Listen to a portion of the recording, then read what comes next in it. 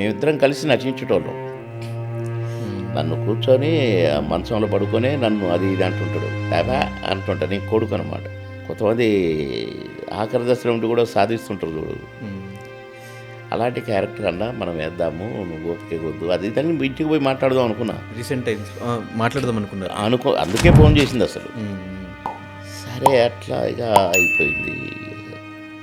చాలా బాధ అనిపించింది. అరే మీకు కలిసి నటించాలనుకున్న ఫోనే, ఈ ఫోన్కు పోనీ మాట్లాడుకుంటున్నా పోయేది. మాట్లాడిండు, నేను ఈ విషయం చెప్పలేదు.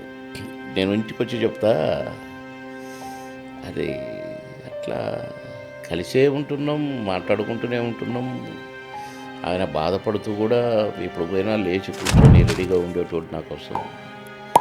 ఇంత సడన్గా వెళ్ళిపోయాడేంటి అనేది ఒక సైడ్ బాధ.